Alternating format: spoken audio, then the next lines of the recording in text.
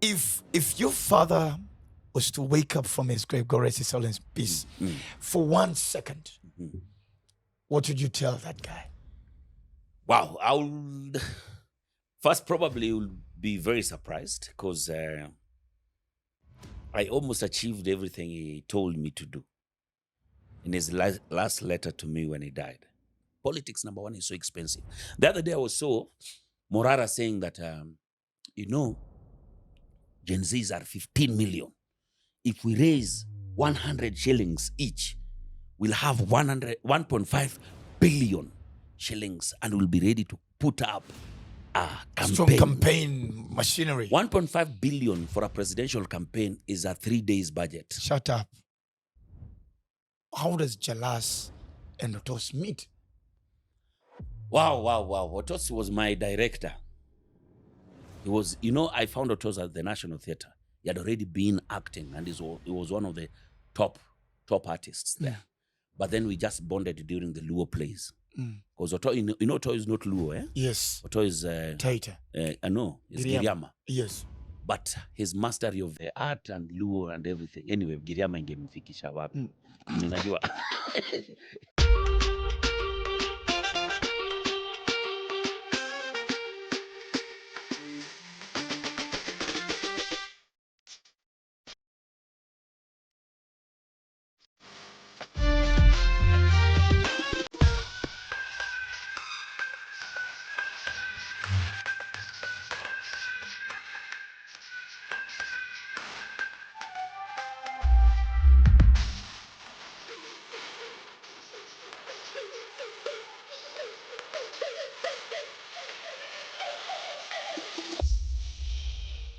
The euphoria around town is crazy. Download Koro and say hello to Easy Lending.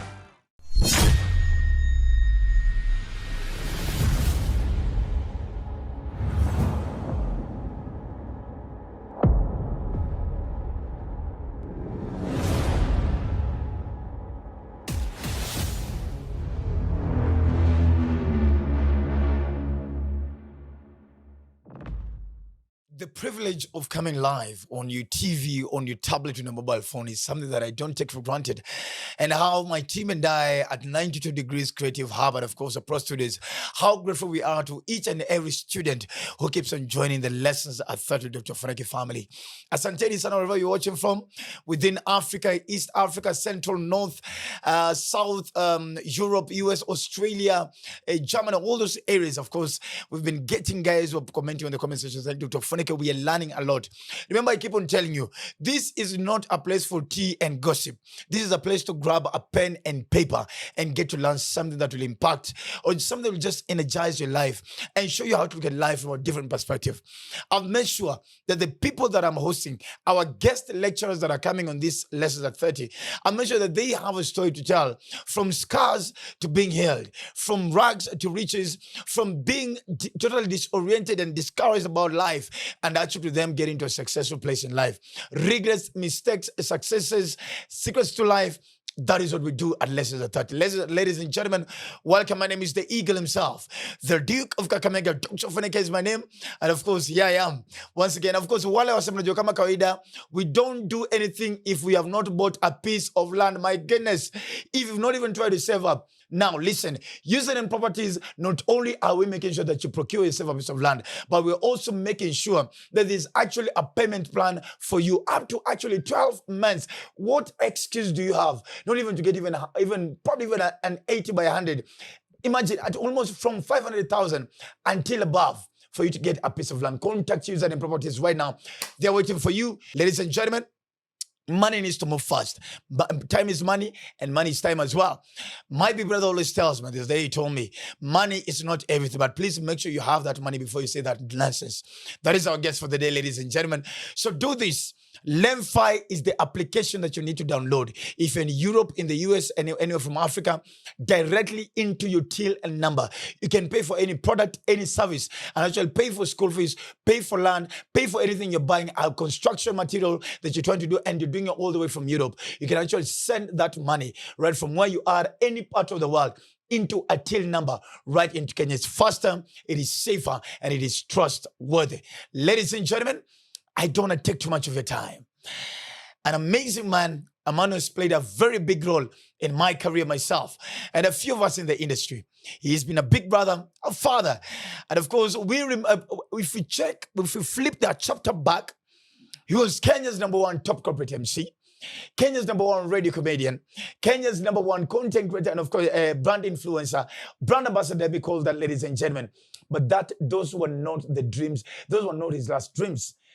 He threatened the country and told the country, you know what, I'm going to be the member of parliament one day, one time. And how we thought it was a joke. And a lot of you guys, because I was not among them, thought he was going to fail. But he has proved us right. And on top of it all, they said, how can a comedian become a member of parliament? It's going to be a development of a joke. But my goodness, how is Langata shining?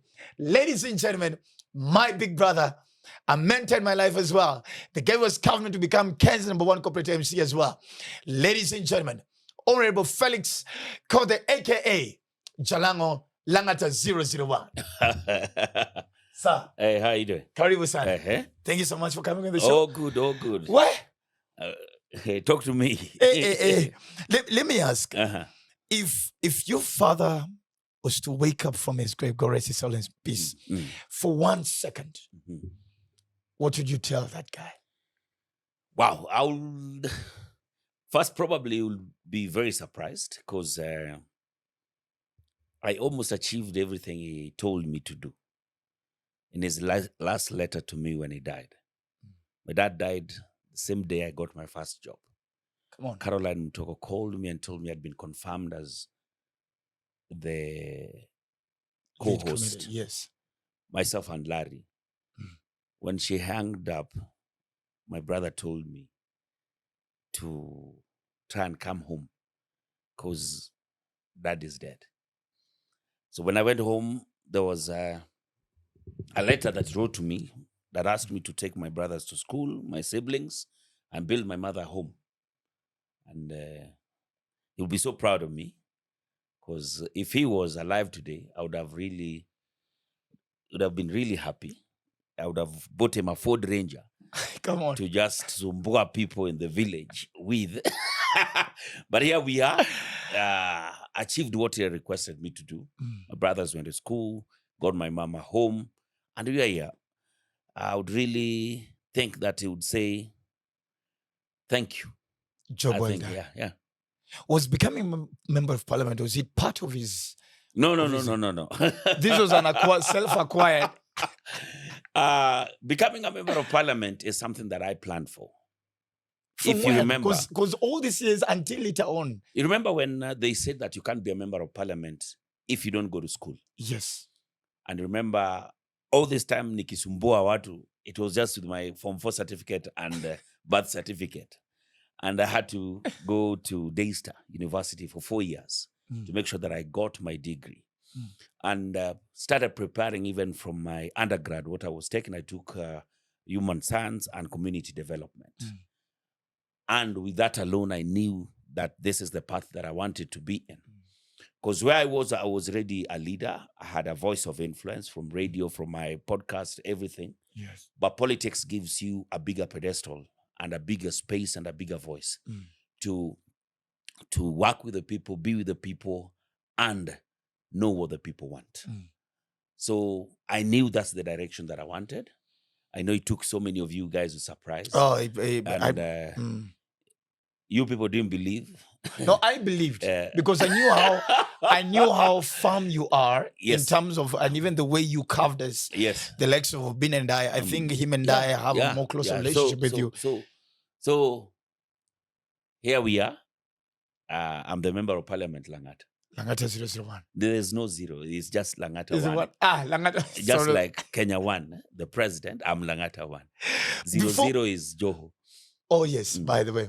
Before we get to how we wake up one day and we have a nomination paper in our hands, let's flip the pages back and back and back. Jalang'o is literally a fisherman. Wow. I'm not a fisherman. How bad was it? I'm not a fisherman. I'm not a fisherman. I had to fish to make sure that I get myself somewhere. So this thing begins where I was born. The Yes, journey sir. begins where I was born and bred. That is in Homa Bay. Mm. And in Homa Bay, from if I say a modest family, I'll be lying, because we are that kind of family that you see when people are being sent home for school fees, for example, you don't wait to be called. You just start walking, going home, because you know very well that it hasn't been paid. So it wasn't even a modest family. It's a family where I'd go home and find it's lunchtime. You get home, it's all cold in the house. You take water, go back to school, smile with everybody else in the class who've had lunch, and try and keep up, hoping that maybe in the evening there'll be something home. Not so many times did we have to beg so that the doors are open so that we could sleep in, because maybe the other padlock is not your padlock on the door and it cannot open. So that is the family where I was. So it was just How a many? modest How one. many were you? We are 5 of us. Myself, I only have a sister and 3 brothers. So that is where it begins. I went to Lake Primary School in Homa Bay, and I did my KCPE, and that time it was out of 700. I got myself 442 marks, and through the quota system, I got myself a chance to be called at Maseno School. Wow. So I was going to Maseno School, and my dad having to put money together to be able to take me to school then, I reported to Maseno School 2 months later. And it was not like today when we are pushing for 100% transition. So when I got to Maseno School, I found my position had already been taken. And that was the first time I ever saw my dad cry, because maybe thought that me joining Maseno School would be the beginning of breaking the generational curses around poverty. And we walked out of that place. And that's how I found myself at Barkanyango Secondary School in Wow. the deeps of Imbo. And in my Form 1, I think I was in this school with Maseno School uniform. Are you serious? My dad could not again buy a new uniform for this other school. So the whole of the first term in at Barkanyango, I was wearing the Maseno School uniform. Did it pain you that this is I'm It wearing the didn't right pain me. uniform? It didn't pain me. Eh. Always I know where we were as a family. Once you understand where you are in life, anything else does not matter.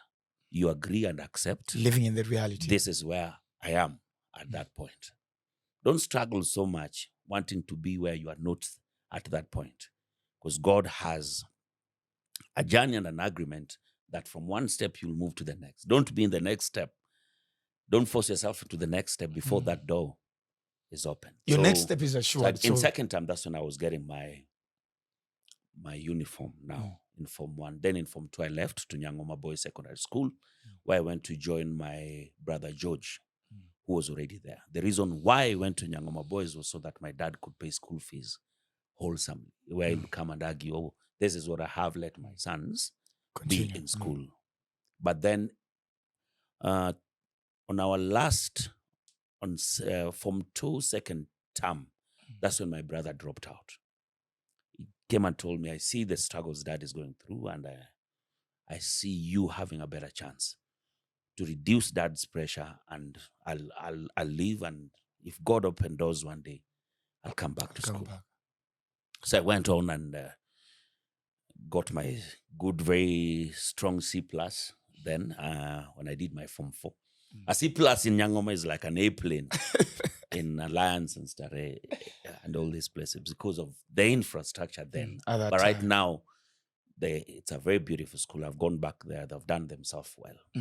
Why I'm telling you that is even things like Buns and Banner was sing on the last day of the exam.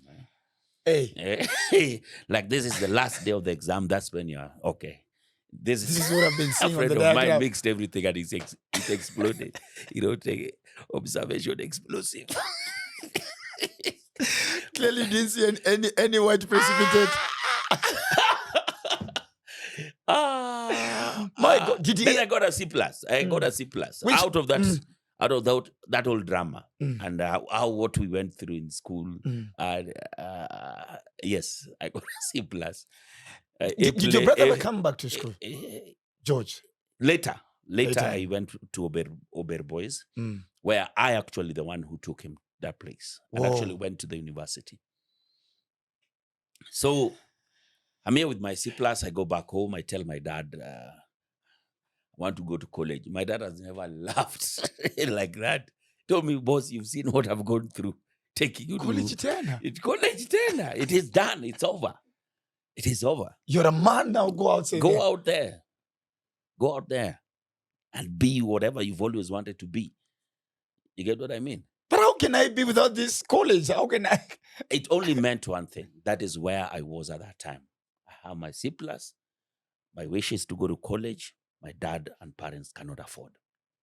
I think that's when I got my first ever depression. I didn't know if it was depression, but nowadays, squeezing a scanny. Okay. It gets to a point where kichwa kikuuma. Na unakaa kwa nyumba unajifunga is depression. Now, then, that's what happened. Why was this happening? You see, where you're brought up, maybe in an estate on a place. There are people who are your age mates, and everybody's leaving for college and all. So I'm left alone, the whole place. And I'm like, what? What will I, how can I? There even people had performed better than them. So I used to lock myself, cry myself, suicidal moments. And I was just like, why? Something Then has I to said, give in. it can't just be like this. Let me get out there and do something for myself.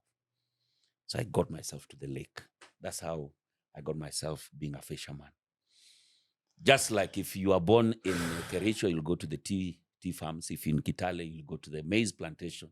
In Narok, the first place is the wheat plantation. Exactly. In Homa Bay, Kisumu, the first place is the lake. So I got myself to the lake. I became a fishmonger. And being a fishmonger there, we'd go into the night, pull the fish, sell it in the morning. Life goes on. Then lucky enough, there's a factory that opened in Homa Bay called Capital Fish. That's when I got my first job now. As a what? Just packing, when you don't have certificate or any skill, everything that you'll do will involve strength. Beba, Inua, Skuma, Ingiza. Those are the jobs that you'll always be there. So at that time, we were being paid 160 bob per day. 160 shillings. So you get there at 6, raise your ID at the gate. You're lucky if Dave woke up and in a good mood and picked your mang. So if you get in like 3 or twice in a week, that would be your 320 on Friday during payday. What are you doing with 320? 320 then, get food for everyone in the house, help everything in the house. You see how some people lived with their parents. Our parents lived with us. So you try and be supportive. And that was it. So that's where I was working. And funny enough, Capital Fish is right opposite Lake Primary School. So the teachers would use us as example. Soma kwa bidii usikwe kama makondoo hapa. Walikuwa hapa sahii wana pack sama. How bad? Then one day my dad told me, you've always wanted to be a man. Got me some 800 bob. 800 I think, 900. 2 trousers and 2 shirts and told me, go to Nairobi. Go be a man. 2 shirts, 2 trousers. And that was and the few that I had was coming.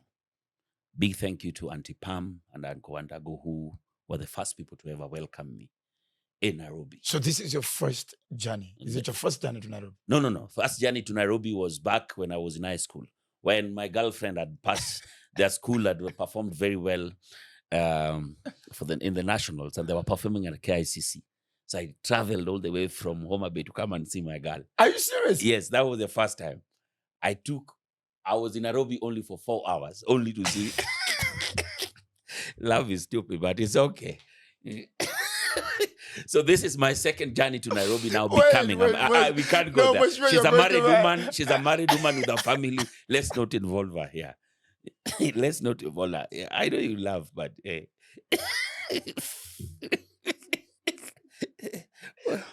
Nini wewe? 4 hours. Yeah, Bro, kumbe you are simp at some point. The way you're all this gangster big brother. Kumbe at some, oh my God. So, Anyway. So let's not involve married women in this conversation. So your second time. This is now me coming to Nairobi. Now to be a man now. Come here. And you know, there are places and relatives when you live with them and you are on the hustle, you can't be able to come to their homes at this time, what time, there are rules. Exactly. And I couldn't keep up.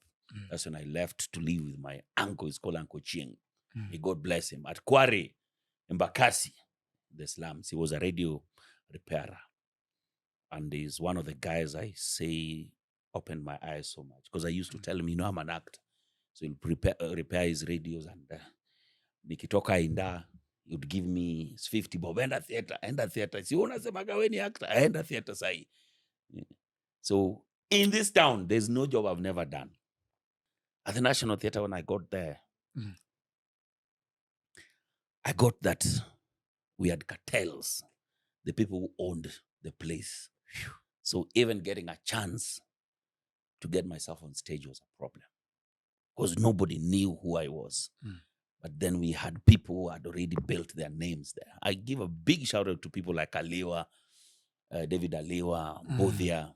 But then one of my biggest breakthrough was when I started working with G4 Productions. And that's actually where my story begins. But even before we get there, at what point do you feel there's an artistic part of you that is slowly germinating? No, yes, that I knew from high school. I used to be in the drama club. There's no day the bus would leave the school and I'm not inside that bus. Only during symposium, biology and maths. That's when you never... Congress. But dude, I've even thrown a short put. I couldn't run, I couldn't do anything, but it goes with athletics. Bro, mimi, wewe unajua nini? Unajua siari nilipata A plane, eh? A plane. Commerce A. Math D plus. So ilienda karibu ile A. But msema ni mpaka short put. Unajua kama physics nini, niliingia kama nimeshaiwacha. Nilikuwa nimeifanya lakini nilikuwa nishaiwacha. Hata maths nilikuwa nimewacha. Huko tu yani unapitiaga tu.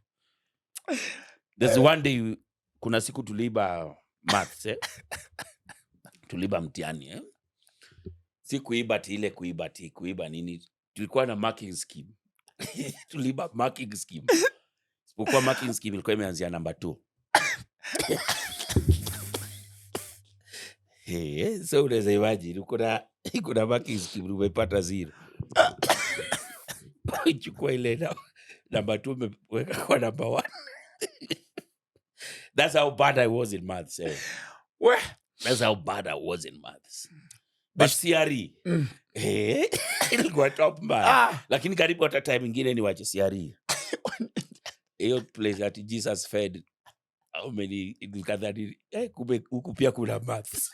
Wanaweza anza kuuliza if Jesus fed 3. How many hapo sikwa. So besti yako mzae, he comes and tells me, son, because me and me maths ilikata. So wewe nakata si hata maths peke yake. Maths peke yake kweli kuna kika. Maths na kemi ilikata. Mzae akaniambia, my son, in the history of our family, maths iko. So I understand. I understand. You're good with humanities. I understand. And languages. Gonga. Hizo nikagonga ma Hakuna huko nayo. Hakuna me at least naweza sema commerce na CRE. Hapo ndio nini? Kama Banzel bana niliona siku ya mwisho.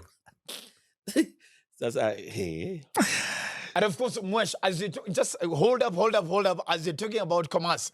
Now, sikujua naweza kwa bosi mimi na online biz. Of course, I would try other things, but sikujua mimi naweza kwa bosi na online biz. Until nilicheke all those e-commerce app. Now come close, I tell you. Come closer, come closer. Ongeza volume ya simu yako.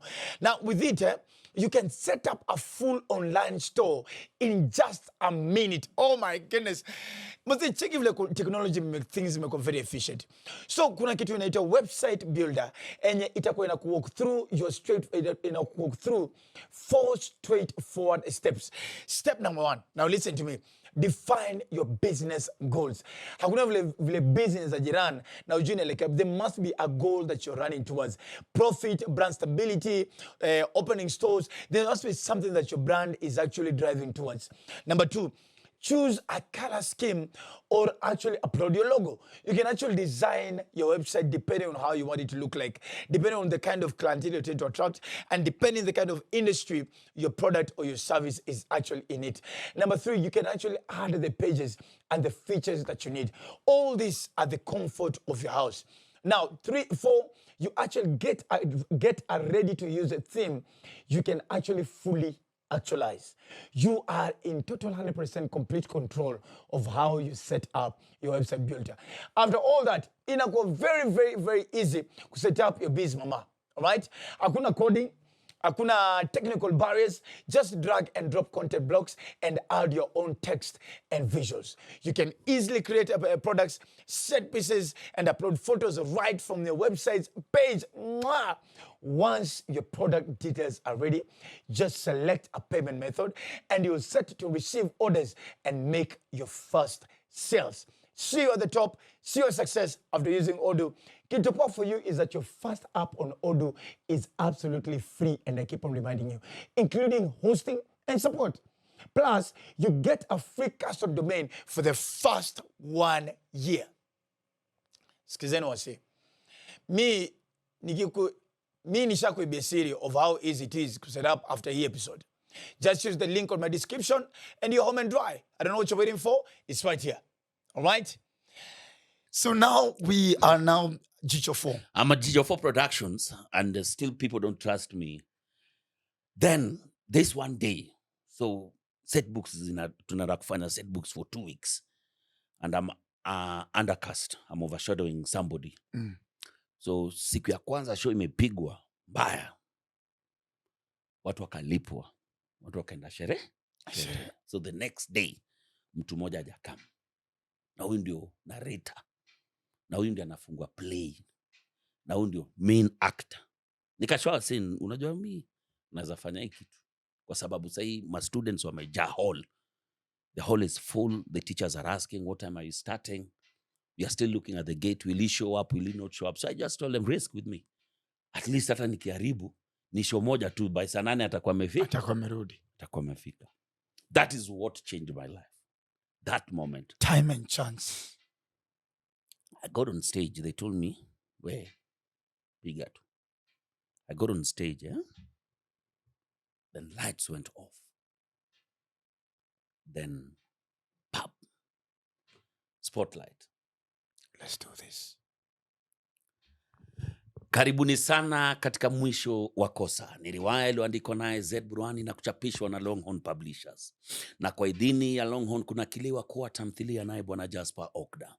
Huyo ni mkurugenzi wa kikundi maarufu Jicho4 Productions, kikundi kinachojishughulisha na uigizaji jukwani vitabu vya fasihi katika shule za upili nchini Kenya.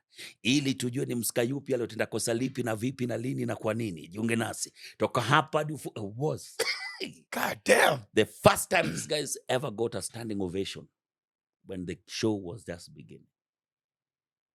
Yule jamaa uko pale alikuwa analewa, akaambiwa, wewe uko pali uko, waambie wakuongeze ingine. And with that I became the best narrator for the next 5 years, being given major roles every single time. So you actually did theater for a whole 5 years? For more than 5 years.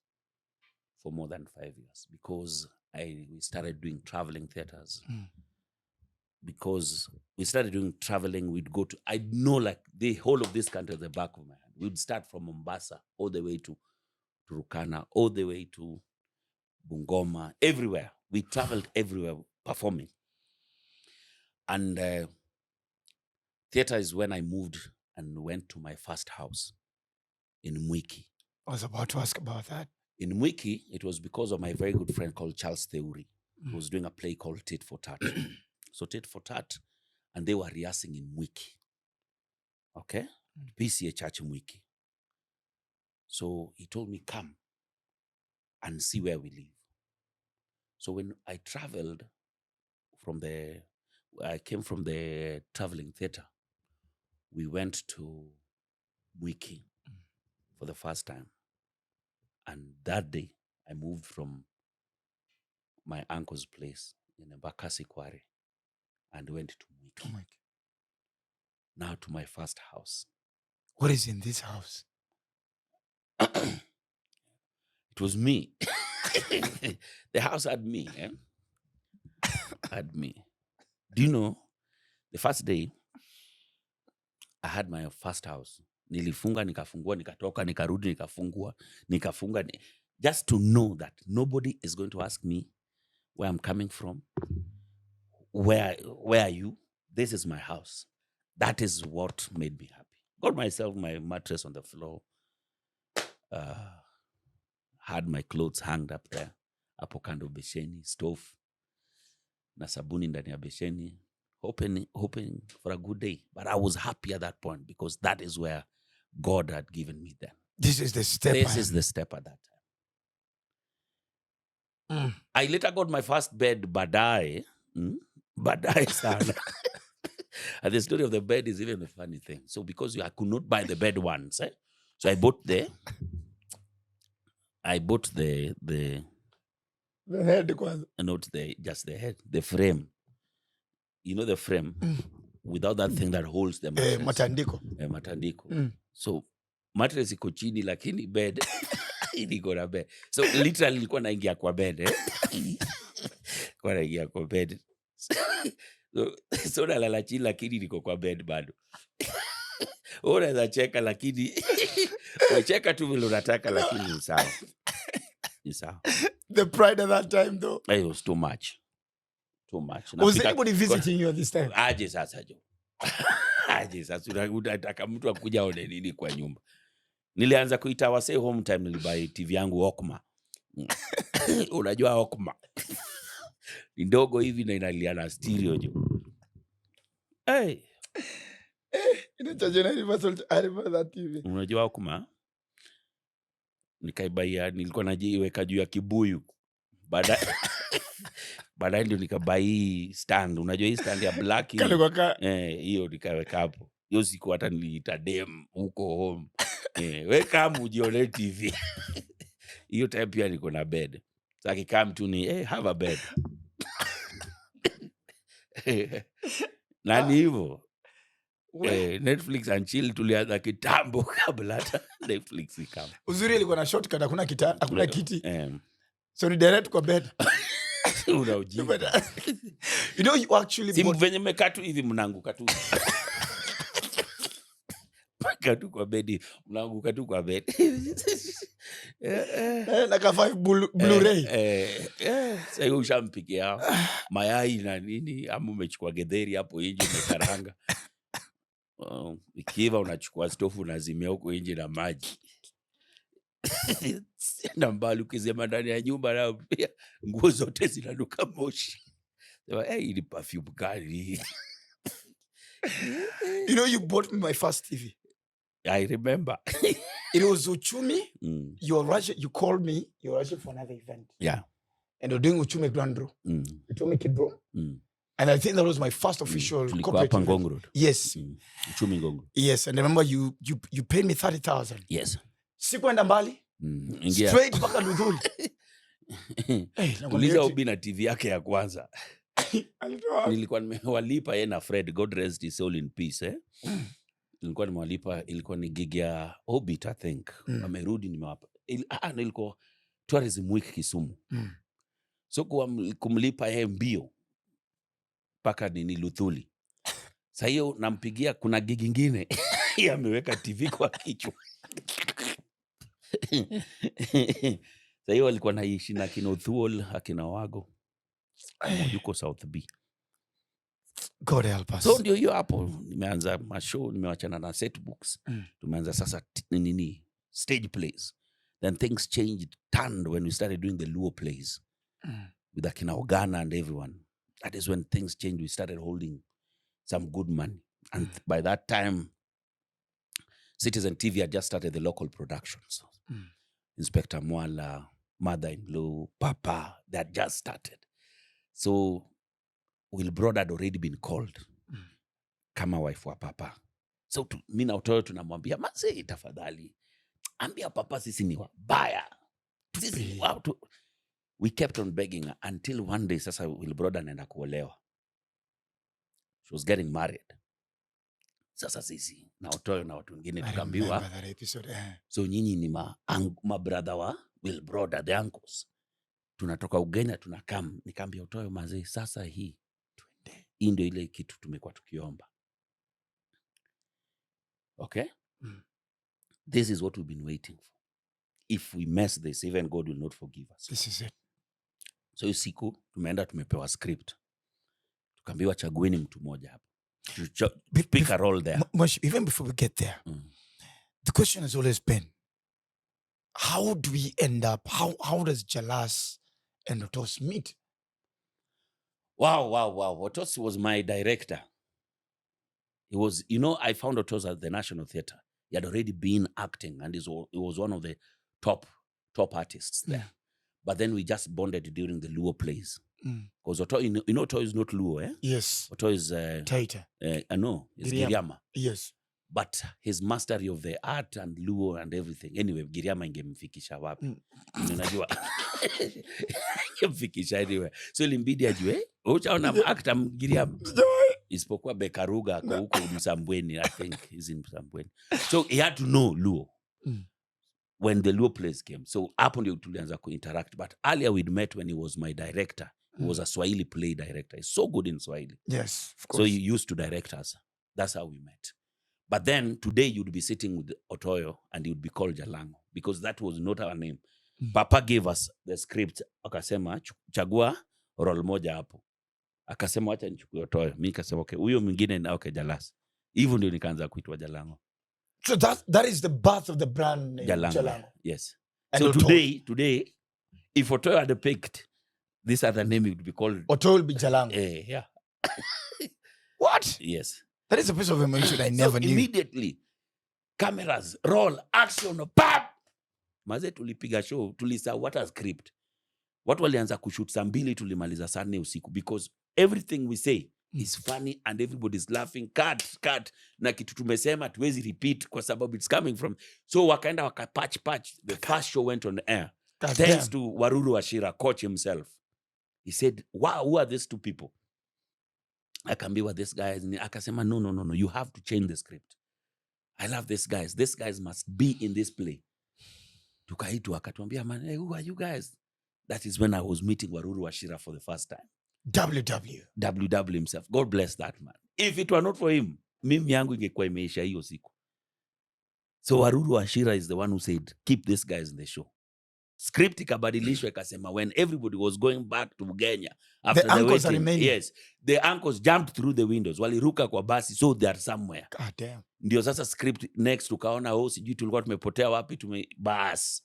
Hivyo ndio tukaanza. Maze tulikuwa tunapiga show. Wachana unajua siku hizi it's so easy to be famous. A very short skit on TikTok make you think you are a celebrity. Sisi we went through the trenches. This was it. Then things were moving so fast. By that time, Nyambane has also left Kiss. Kiss is looking for replacement. Churchill calls all of us, all the comedians. Akatupeleka sijui wapi hapa. History yao sema tulinunuliwa magari sisi wote. The thing Churchill said that day, one day, all of you will drive. Because hiyo siku tulikuwa tumengoja matu wapi? Tao tunakuja hapa nini? Hapa tulikuwa tunakuja kukutana na John Wilkins hapa Yaya Center. So Churchill peke yake ndiye alikuwa na gari. So watu wamechelewa, nini unakuja una sweat, nini umekaa hapo? Menu ndio hiyo. Hata ujui anzie wapi hiyo. Akasema one day I pray that all of you get to drive. By that time QFM is opening, so kila mtu anapewa pale. Mimi nikasema ile ya Kiss ndio mimi nataka. So that day of the interview tukaenda Kiss. Kufika Kiss watu wamejaa hivi. Devulani akakama hapo akasema, thank you guys for coming. If you have a degree, move to the left. If you don't have, move to the right. Mtoko mas ndio hiyo. Kumbuka mimi ndio wa CRE plane. Naweza fanya show ya gospel. Nikaenda na wale wase wa degree nikasema, wacha tuone venye wakinichinja huko basi. Wacha tuende tuone what really happens in this thing. Then boom. Kakuja tena, if you have a degree in communication is an added advantage. If you don't have, thank you so much for coming. Nikaenda na wale wa degree wa communication. Kakuja kasema, if you have an experience in radio is an added advantage for you, or anything to do with TV or matters broadcasting. Nikaingia na wale, ikafika pale kwa interview. Pap ndio hao. Nani ako kwa interview sasa?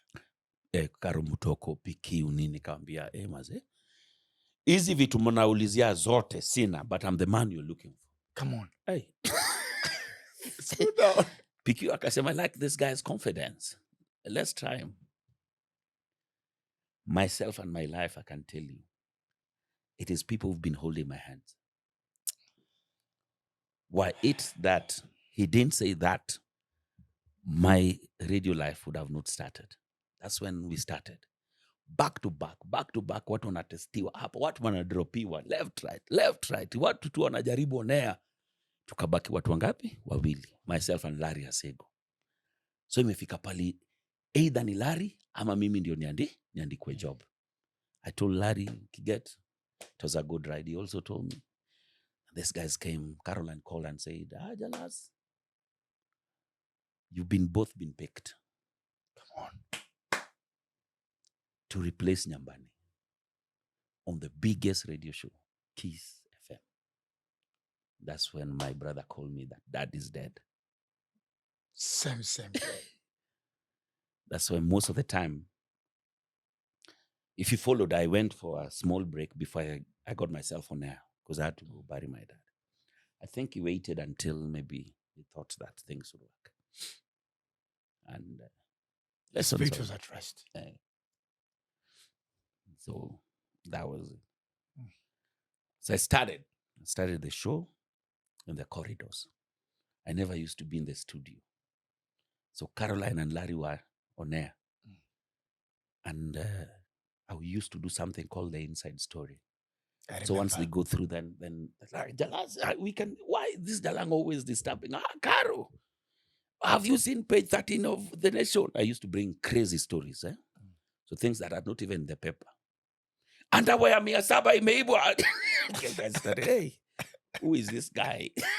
Guys started saying, we need that guy on the studio. We need. So you created the demand. So I was on the corridors up in the studio, but they would lie that I'm away in the house and I'm just calling. So the people started saying, we need that guy. We need that guy on there. That's when they came in. So it was Caroline Mutoko, Larry Asego, na Mzee Jalas mwenyewe. Then Larry was dropped. He went to Classic. I was left with Caroline.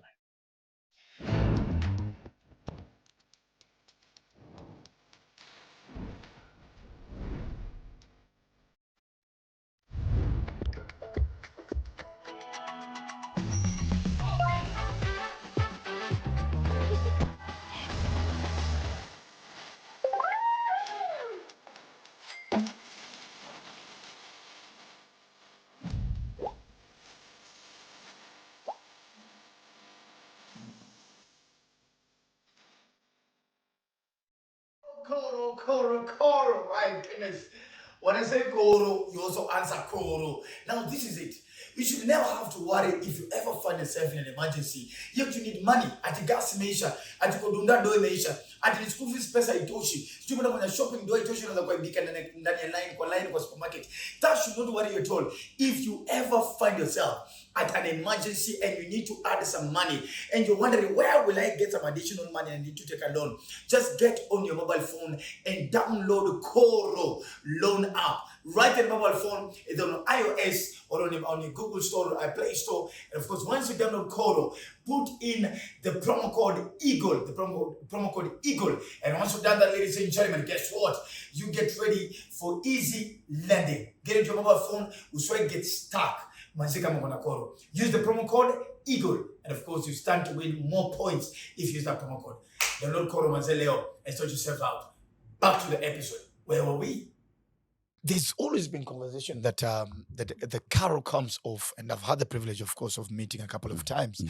They're very strict and a little bit intimidating as well. No. Carol is the most professional woman you can ever meet. If you know professional around her, that's it.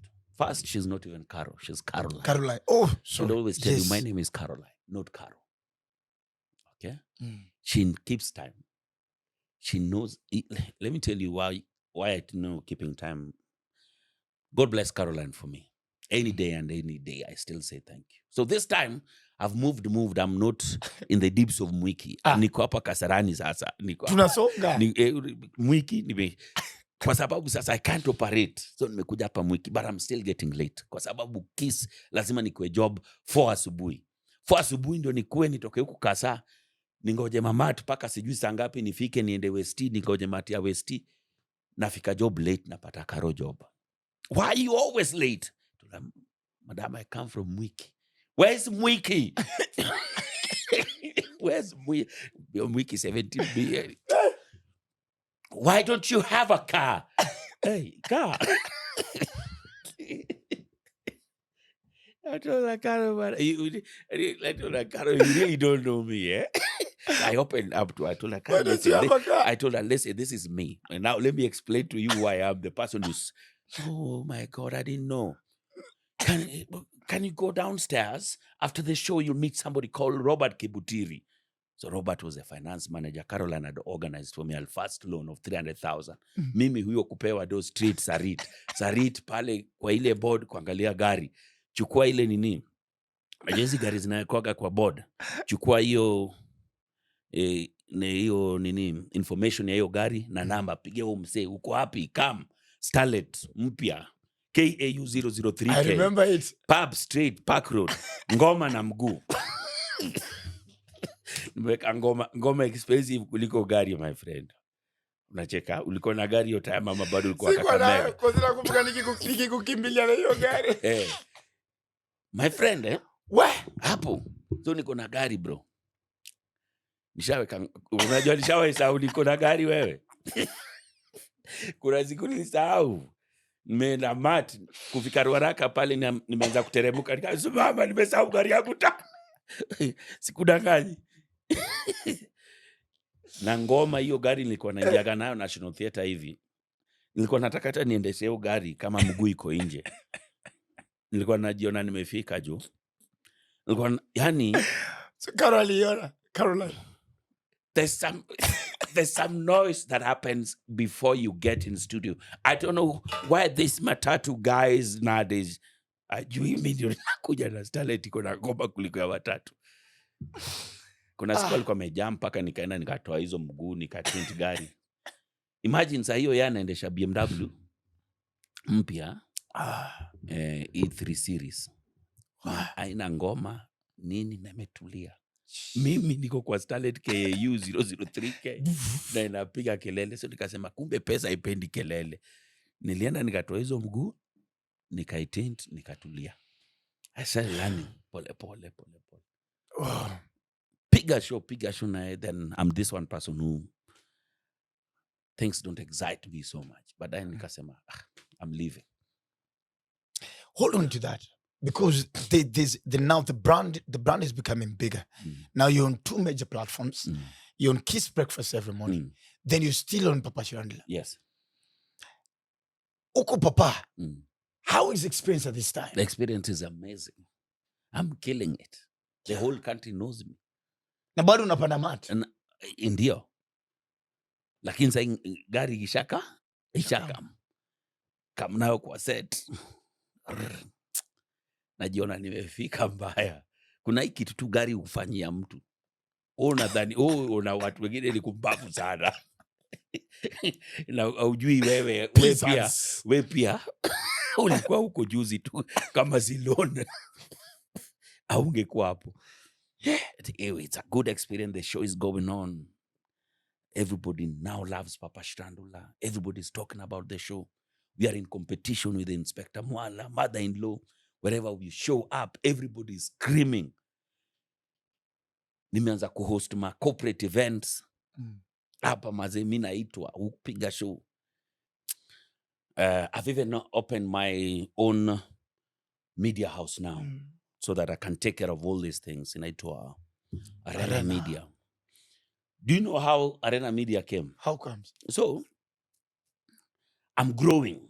So I started telling guys, you see, if you want me to MC, I have my own sound. I don't like MCing with other people's microphone. So sasa hiyo nimenunua ka sound yangu kidogo hapo. If you want me to MC, I come with this, this and this. So one day, Safaricom ni akina nani? Wametupatia kazi. Na sina kampuni na nini na nimelipwa na check. Waliniuliza, okay, what name do we write? Mimi nikasema Arena Media. So nimepewa check na sina kampuni. Inaitwa Arena Media. Unanielewa? So I'm working backwards. Niko na check ya Arena Media na sina kampuni. Ndio naenda kufungua kampuni nini kila kitu. This name Arena had always been in your mind. In my mind that one day I'll have. So kwenda kufungua napata kuna mtu amesha register kampuni inaitwa Arena Media. So through CR12 unaweza pata gamse. Kapigia simu, kakutana, kamwambia this and this, akanipatia kampuni. Even ndio Arena Media ilianza. So I'm doing MC, corporate gigs, everything. And Maisha sasa inaendelea. By that time I've moved from Kiss now. I've gone to meet my very good brother Alex Mwakideu. Under the leadership of Tom Japani, we are creating a new brand. But how do you just leave Kiss like that? Just the way I left my Radio Maisha and went to Hot 96. There's this one thing that don't excite me so much. I don't like comfort, being in a comfort zone. I don't like being local champion. Yes. There's this thing that just always drives me that there's gotta be something enough. Let's try something new. Let's do something new. So I'd always wanted to be in the mass market radio. And at that time it was Citizen, Milele FM, Radio Maisha, and none of them were coming. So when Tom Japani came to Radio Maisha to revamp it, and I was called to join, that was it. I didn't even think twice. How was it between you and Caroline, telling Caroline that, Mom, I have to go? Yeah. I have to leave. She told me, with all my heart, you've grown. If you think there's something better out there, there you go. Tukaenda na Mwakideu boss. We got a radio that was almost dead to the top radio station being listened in the country. Mass market radio. Then one day, pap, I've left. By this time now, I'm not living at the talent. By this time, if you pay me well, I'm living. So this time, motivation is money. So I told Tom Japan, me, I'm leaving. These guys have given me an offer I can't refuse. Yes, I'm leaving. Then they said, can we match it? I told them here, wakaona venye nilikuwa naenda kulipwa Hot 96. Wacha ikae. God bless you. God bless you. Dubai. Nimeenda nimekaa hapo na Jeff Angelas. You know much Mwakideu? Jeff Angelas on Hot 96. Oh my. Tumepiga. And the best thing about why the show became big was how distinct our life and Jeff were. Everything that I was dreaming about, it was a reality in Jeff. Everything I was telling him was like a movie. Had you met Jeff before? No. I think he had hosted me on the bench. So many when he was still at K24 Kitambo, but we had never interacted that much. So ndio hii tumepiga show. Milele FM is revamping. Alex calls me and told me, bro, I can't go here without you. Nikamwambia, you know, bro, working with you is an amazing thing. I'd come if you are going, but you have to show me your contract first. Akaniambia, yes, I have a contract. I'm leaving Radio Maisha. Akaniambia, he's been called and he's been asked, how much does Jalas want? I doubled what I was being paid. And I said, here. They negotiated kidogo. Then I said, okay, why not? I told Jeff, you know, I'm leaving. Oh, He couldn't believe, Jalang'o. no, Jalas, what do you mean? I'm leaving. Am I a bad person? No, you're not a bad person. But so then that's how I went to Milele FM. Oof. I went to Milele FM. We started doing what we do best. Corona checks in. Then they say that now they can't pay what they used to pay because now No sponsors, no, no, nothing, our no radio still adverts. had even more adverts during that time. But they said it was a blanket move around the company because what was sales, wanataka salary, they can't go out to sell and things like that. Mi nikasema siwezi, amwezi kata do yangu. Nikachujwa job. I lost my job. That was the first time I've Jalang'o ever has ever been fired. been sacked. I lost my job. I was jobless for almost 2 hours. Sio kuringa job. Mi ni mbaya. Because immediately I was sacked from, I had offers everywhere.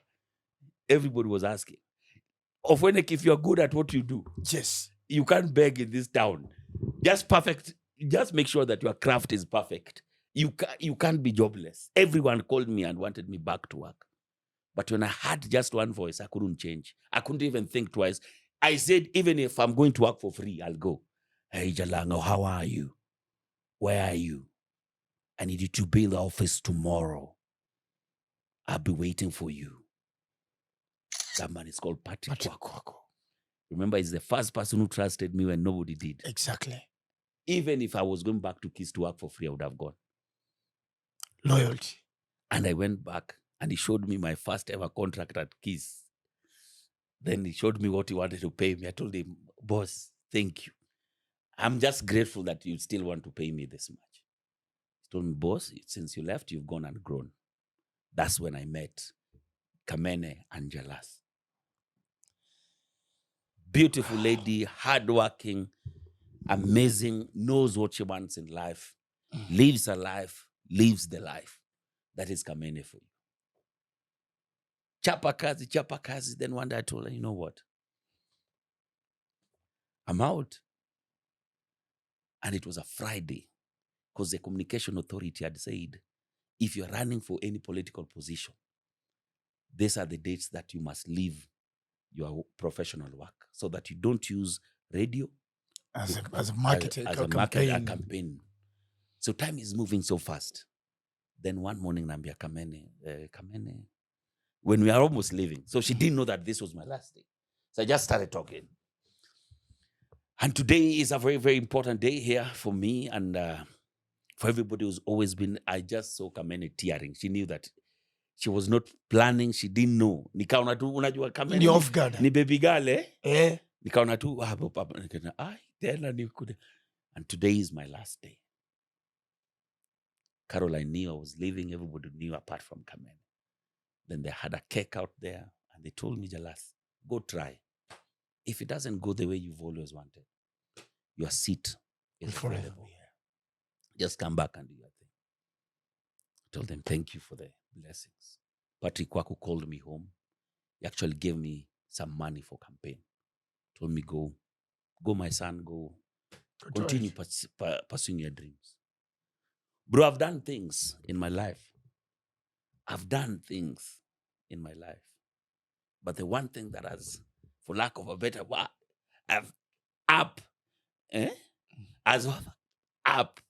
politics. Politics is not what you people talk about. Politics is a very different space. Before we go, Politics is a very different space of Ofweneke. Politics is different. Politics is not what you people talk about here. What I used to know when I was not in that house. That space yet. And what I know now, I can tell you what you think is politics is not. People said you wouldn't get in. Forget about them. Forget about people who say you And can't. the blockers did a good job in trying to, No. Always focus on what you want. Block your ears. Block your ears. Just focus. Just focus. Forget about the campaigns and everything. When you now get in and you're now the MP, that's when the real job starts. That's when it really starts. And So it is not what you people think it is. It's your first day in the August House. Let me tell you one thing. Let me tell you one thing. The politics of this country can only change when it becomes cheap and affordable to get in leadership. Politics is almost an investment that you're putting in. And you are risking, okay? And putting up crazy money to get a seat. So when you get in there, maybe one of the things that you think is that you'll have money, okay? You'll recoup even money that you campaigned with. There's going to be some return of investment. You get what I mean? It's crazy. It's a crazy ball game. Politics, number one, is so expensive. The other day I saw Mora saying that, Gen Zs are 15 million. If we raise 100 shillings each, we'll have 1.5 billion shillings and we'll be ready to put up a campaign. Strong campaign machinery. 1.5 billion for a presidential campaign is a 3 days budget. Shut up. It's 3 days. You can have 1.5 billion in a campaign, presidential campaign. By Friday, you don't even have a coin. Okay, let me give you a small math. Now, Call me, sir. let me give you a small math. If, say, last election, I think 25 million people had registered to vote. So let's say 20 million people have registered and are registered voters. And you say that I only want to concentrate on 50%. That is 10 million only. This is what I want. So this 10 million people must know that I'm running for presidency. Okay? I want to be president. The people in Turkana must know that I'm running. The people in Busia must know my face and must know me. The people, the whole country, Tana River and everywhere, all the 47 counties must know. So you say, I want to print t-shirts for 10 million people. At that time, t-shirt is 300 bob. 10 million t-shirts at 300, that's 3 billion. That's t-shirts alone, and that is for 50%. That's t-shirts.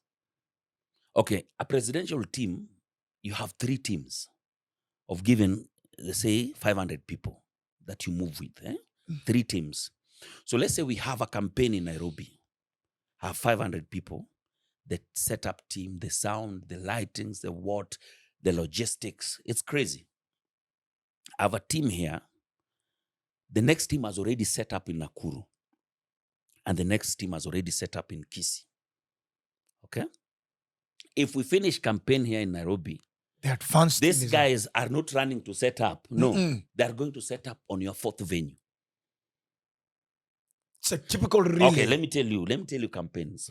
You see, right now, if you wanted to go to the village, yes, and maybe there's no flights and everything, and we want to have a chopper, I would call Captain Maina and tell him, hey bro, niaje? Kuna chopper leo naeza pata? And we can negotiate. And say, maze, mapa, unajua chopper itoki Wilson for less than $1 million bob and an hour. Okay? So, during campaign, a presidential candidate has 5 choppers booked for 120 days. That is 4 months, the last 4 months, booked for 120 days. Okay? So 120 days, and none of them is leaving the ground under 2 million bob per day for 120 days. Okay, forget about that. Now, in any presidential campaign, you expect more than 10 million people.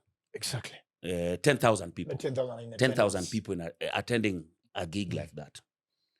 No one is coming in that place. Kama wajapewa kitu. Usiwahi fikiria watu wamekam tu. And you visit one county at least 7 times. You can't visit every constituency. Lazima uko top of mind. You can't visit every constituency, but at least you'll visit one county at least 7 times. So, let me tell you, unachekika mimi, my budget was around 30 million. Iliisha hata kabla nipate ticket ya ODM. Na ulikuwa umejua hii ndio. Hii sasa nimejipanga. Guzi. Sasa hata naenda kubaki na change from what my guys had collected for me. You know, my friends raised for me around 47 million. You remember when Yes. that day? Yeah. Bro, but I also had my money on the side. Bro, it went hard. I had Bro, so there was 47 that we raised that day. Yeah. Plus 30 million. Yes. That is Ilipita huko kitambo. How much did it cost? If I told you, you'll even pity me. You'll even pity me. Hey, so you see, there are people who've come in with as low as even 2 million, 5 million. Back huko villages and everywhere. But Nairobi politics is very expensive. But why Langata? I mean, you come from Homa Bay. But now, when was I last in Homa Bay? The last time I was in Homa Bay was in 2000, more than 25 years ago. This is a community I've grown up with. This is where I've known my adulthood. This is where I work. This is where my friendships. This is where I'm affected. Ama we ni wale watu unaishi Nairobi, siku ya kupiga kura unaenda kupiga kura mashinani. Then you come back to Nairobi and ask why there are no services. And you voted uko. You get what I get you. I get the essence. So I get the logic. Politics is very expensive. And it's not about to change anytime soon. Because 2027 easily is going to be the most expensive campaign that has ever been put out here.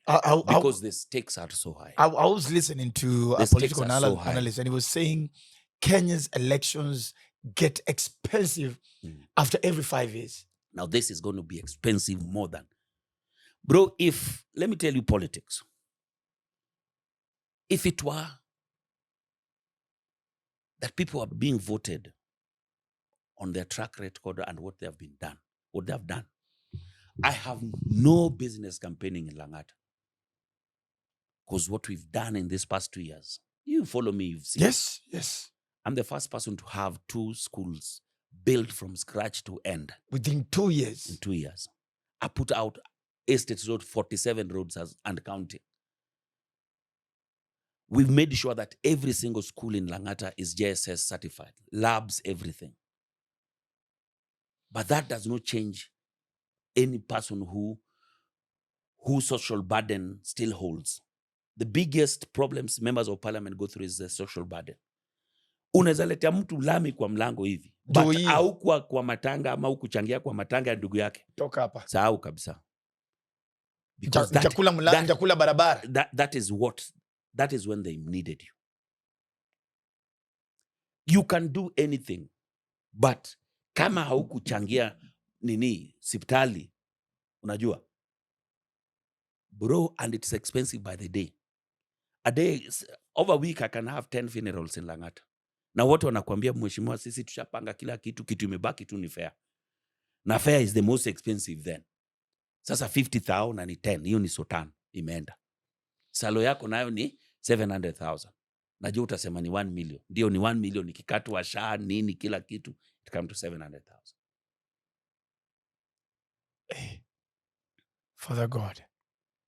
But even when you came in, you were among the first members of parliament from ODM who already there was a purge to suspend you guys because they felt like Jalang'o and the team were very quick to align themselves with the government. It's not aligning. The president has been my friend for a very long time. And I said I'm going to support him. And even as we speak now, I support him. Was it not betrayal, sir? What betrayal? So these people who have now come now working with him, who have they betrayed? The problem is I went before they came. That's where the problem is. But they knew they were going to come and work with him. Bro, I support the president from my heart and soul. Because I know and I see what he does.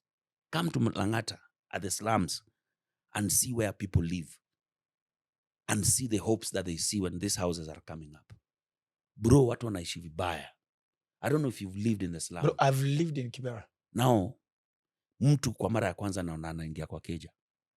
Iko na light. Maji yanatoka kwa tap. Bro, the people cannot understand. This affordable housing thing is a game changer. Kuna hadi watu wako hapo mtaa wamewachana shughuli zao, wamesema wacha tuingie tufanye job hapa, nyumba zetu ziishe.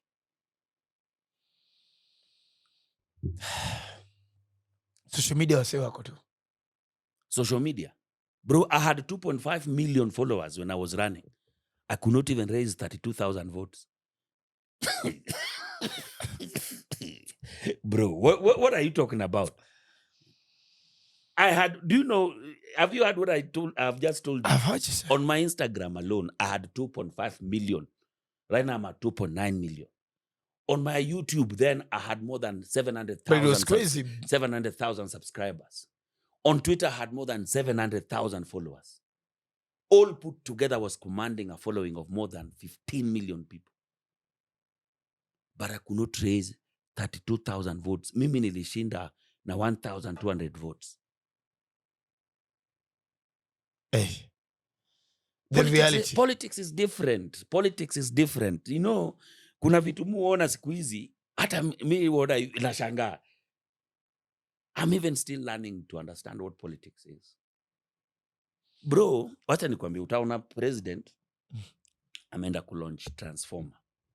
So now let me tell you the ideal reality and politics. So the ideal reality is a project like now yenye wameanza hapa Rironi Mau Summit. The dual carriage. Yes. 4 lanes on this, 4 lanes on this side. Naivasha tutakuwa tunaenda. Vasha itakuwa ni kama 25-30 minutes umeingia Vasha. And they've already started. It's a PPP and the grounds have been broken. It's not even the government funding it. It's our partnership with the government. It will be done. So, the ideal reality ni project kama hiyo. Watu waseme, hey, do you know politics? Politics ni ile transformer. Unachekia kienda ati ameenda ushago fulani, wasaja wayo na stima. Ya Malindi. Uko Shivala ndani. Leo hechi amekam na switch on new transformer. Nini? Light. Kwa hati ya huyo mtu amekuwa wakana koroboi. Utatoa boss. Unajua kuna mtu, they don't even care whether watu wanaendesha sijui nini, wana ride wapi na wapi. Yeye ni hiyo stima tu ndiye anajua. Rais alikuja akatuwekea transformer. Hiyo transformer imelight villages ngapi? Kama villages 10. Hao watu roho yao ni hapo. Umesort your needs. Hii ndio need yao. Na hiyo ni politics. That's now politics. Unacheki, for example, kuna ka highway unajua hapa ndio watu upitia na imeharibika. So the ideal reality ni wewe uende utengeneze fix highway. Ile highway. Lakini utawachana na hiyo uipeleke kwa estate, kwa mlango ya umse. Akitoka nje hivi kitu ya kwanza naona ni lami. Now that's politics. It's very different. It's very different. And as you can see right now, yes, you get mwongea na vijana, mwongea na Gen Z. We only have less than 2 years to go. Less than 2 years. Because campaign will start in 2026. Okay? Kama watajipanga. You know the political class already know. They already know. The political class already know that this is politics. And the politics must begin now. The young people have not started doing politics. They have not. Politicians already know and they're already putting themselves together. And they're not even talking about issues. They're talking about who do we bring so that I get numbers. So even in 2027, politics is still not going to be about issues. It's still going to be about tribes. That's why unasikia watu wanapiga mahesabu, nikishika Kalonzo na ile 2.5 yake nikileta huyu tunaenda kusumbua. Ruto kurudi inaenda kuwa ngumu. Kumtoa ndio inaenda kuwa ngumu zaidi. He can't slip back and say ako sawa because he's a president. Na watu wanataka kumtoa pia wanajua vizuri who that man is. And now the projects that he's been talking about are starting to zinaanza Mature. kuisha pole pole. Who's Ruto? Who's not even president? Who's Ruto to Jalas? Wow. Who's this guy? Ruto number one, I've known him from the days when he was deputy president. My first heavy interaction with him was back in 2016 when I used to do Mashujaa Festival. Yes. Okay? Remember. Mashujaa Festival. 2016. Yeah, remember. Urafiki kakuja nini. He became deputy president. He's a guy who can support any day. He's a guy who, wacha nikushow, when you are very uncomfortable with it, but he thinks that it's going to change people's lives, he will go for it and he will not care. Do you get what I mean? I get you, sir. If I decide this is the right direction we are taking, is it going to change people's life? Yes, we are going. Are people going to make noise? Yes. Is it going to change their lives at the end? Yes, we are going. Bro, all these projects that he's talking about have been tried by almost every single affordable housing ilianza lini. But the claim has been that he's launching the former president Uhuru Kenyatta's projects. That is the most stupid argument in politics and in leadership. Let's say today, there's something called government exists in perpetuity. This is a government project. Imesimama. So, mimi nikuje nianze mpya, niwache ile yenye imesimama. Kwa sababu si yangu. It must get into completion. It must get into completion and the budgets are there. It is this government that now has budgeted for that project to be done. You get what I mean? I get you, sir. If today I'd gone to Langata and say that this TVET was ilikuwa imeanzishwa, hii foundation iliwekwa na Korir. So wacha mimi niende nianze yangu ingine. Korir wewe kuja pigana, So Korir is not the member of parliament then. So do I stop building a TVET because it was not my project? No, doesn't make sense. If today I'd gone to Kongoni and said, this Kongoni secondary, I cannot complete it because this was Korir's project. So Kongoni secondary would still be lying there. Kwa sababu mi lazima nijenge sasa yangu ingine. How many dead projects will we have everywhere? It doesn't make economical and development sense, of course. It doesn't. When a project starts, it has to end. The governments can change, but it's still a government project. What is the biggest misconception about him that the public has failed to understand? Wow, that is a dictator and dictates what he wants. They say he advises himself. No, he just decides. I've sat with him. He just decides that this is not common with everyone, is not popular with everyone, but I know where this is going. Bro, how many times tumeongea juu ya hii nini? Rironi Mau Summit? A lot of times. How many governments have come in? I think the conversation started right from the whole Mao scandal during Kibaki's time. Yes. But now it's happening. Every December, people sleep on the road here. Hapa Nakuru, hapa Naivasha. They sleep on the road. So it's going to be 4 lanes. On this side and on that side. Mgala muwe haki yake mpe. When did you last go here to Talanta Sports? I was there. No, I need you to pass there now. When you have time. When things are changing, things become so hard. Bro, mimi nilikuwaga every day. If my phone was there to show you, I'm in groups and groups and groups za medical support. Tafadhali, kwa sababu of what NHIF used to pay. NHIF used to pay bed and what? Na aspirin. Bro, kelele asha unasikia anza kupungua.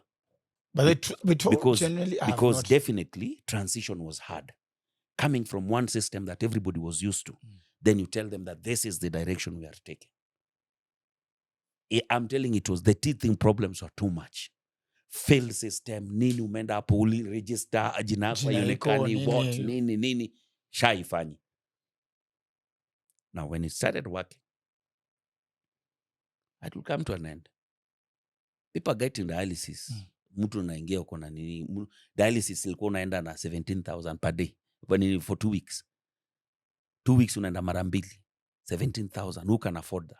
No, not at this Right time and now, age. SHA inalipa you. I'm not here to push government projects. No, but also but, I'm in a position. But in my position, I have to tell you what is working and what is not. Education? Yes, of course, yes. Now, the new funding model, for example, where everybody was just receiving almost the same amount. Somebody in a private university, same amount. People can afford the same amount with those who don't have. Now, when people are put in different bands, mtoto wa maskini, ako university saizi, okay? Almost paying almost nothing, as yule mwenye alikuwa naweza kulipa, at least anapata kitu ya kusupplement what he used to pay. But most people who could not afford can now stay in school. That is what the new funding model is. Let me tell you, and this I want you to listen very well. I'm hearing, sir. I rejected finance bill, okay? Yes. And said no. But how I wish sometimes I would even gone deeper and listen. But the mood then was so hard. There was this clause that said they wanted to tax sanitary towels. Yes, it was there. They wanted to tax sanitary towels. But ilishia hapo. They are taxing sanitary towels. Nobody went ahead to read who is being taxed. The finance bill was saying they're taxing sanitary towels for the importers, for the people importing sanitary towels. What that does then, the local manufacturers goes up. And we have zero imports on sanitary towels. Yani, to improve, support the local manufacturer. Imeandikwa paka hiyo kwa hiyo finance bill.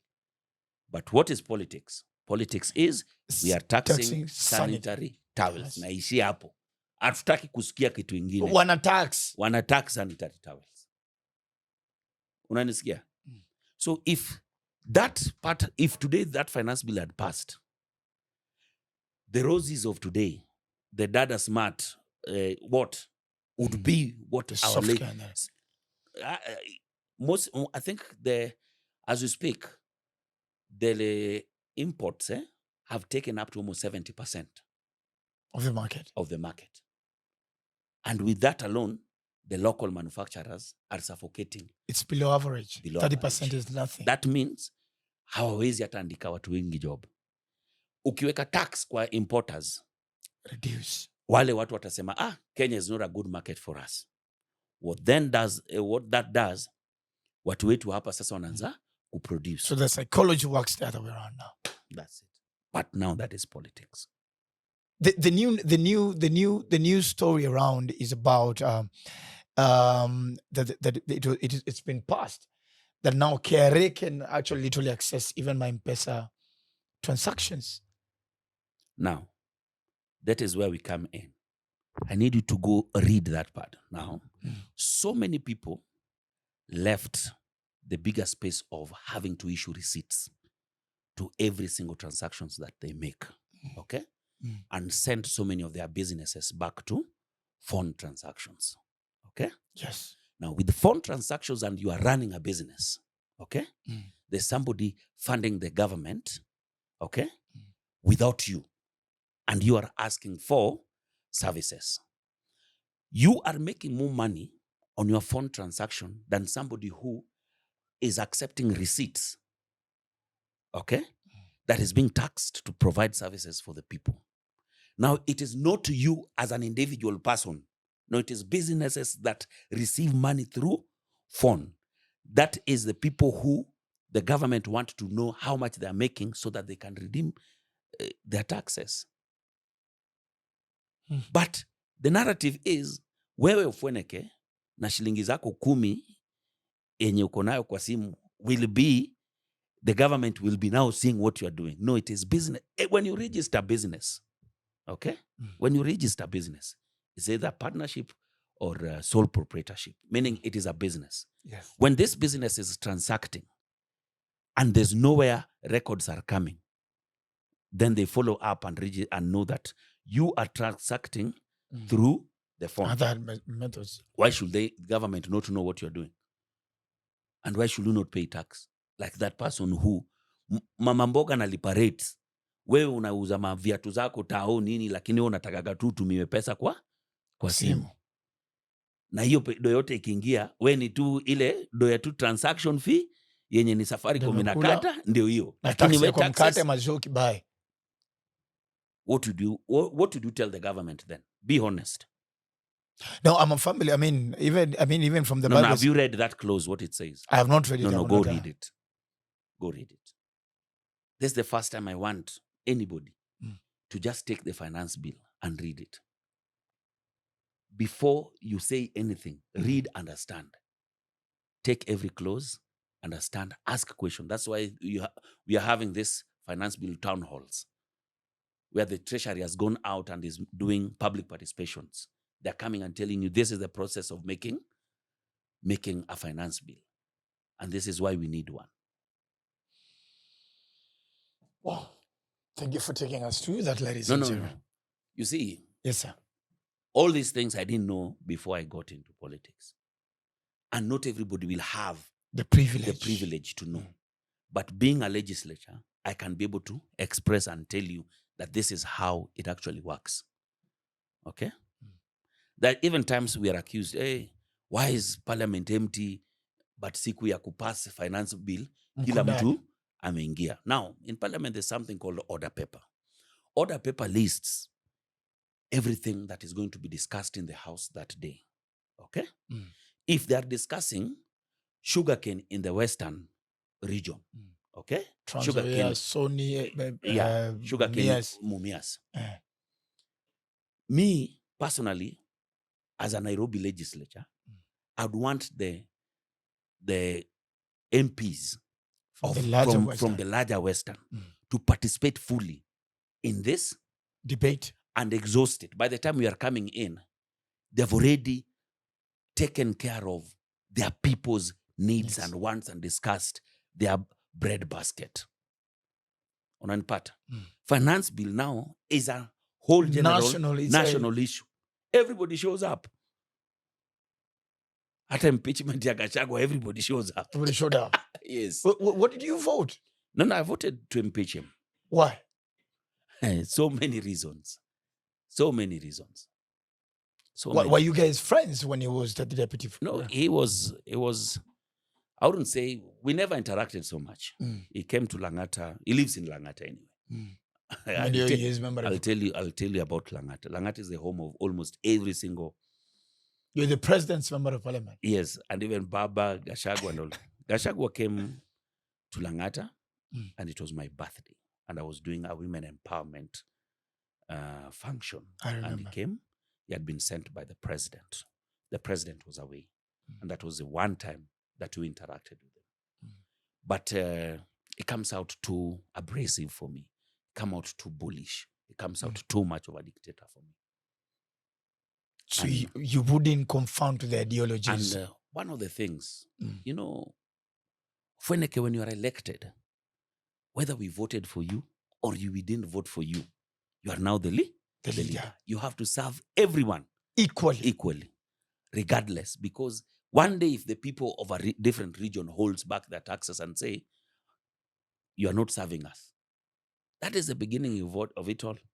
You can't be receiving any taxes from all over the country, but you decide that this one region, is where we shall benefit. No. The one shilling. I didn't buy that idea of shares from him. I didn't buy it. You can't go in front of people and say, in this government, this community do not have shares. This is a community in this country, paying taxes in this country, serving the whole country. But you want to take that access to one community that voted for you. Do you have a warning for those ones who are working with him politically? Who?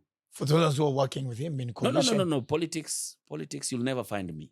You'll never find me. You'll never even hear me talk about anyone. Mimi right now is concentrating in Langata. Politics is very different. Bro, what you people see is not politics. Now let me tell you politics. You see, Aisha Jumwa is chairperson roads. Okay? Yes. Roads and engineers came out and said, Aisha Jumwa cannot be. Cannot be. She has nothing. She knows nothing about roads. Okay? Ruto wants numbers. True or false? True. Sure, yeah. So, which engineer will get Ruto numbers? That is why Aisha Jumwa is chairperson roads. There's only one engineer who can get you numbers. There's that Aisha Jumwa is chairperson roads, but all the managers are all engineers. Yes.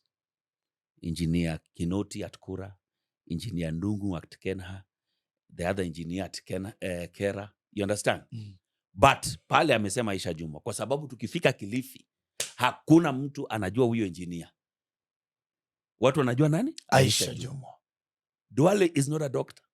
But when we go to the north, it's Duale. There's one person that everybody hears. And that's why the PS health is now a doctor. That other person is a political figure there.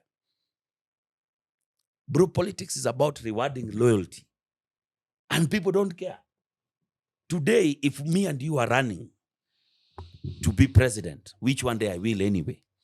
Okay. If I was running to be president and I put my team together, if I win, who are the first people do I put in position? Cabinet Secretary for Youth, Creative and Creative Economy, of course, Bush, Sunday, Yolo, Dr. Ofweneke. Because you were with me when we were going to hunt. Yes.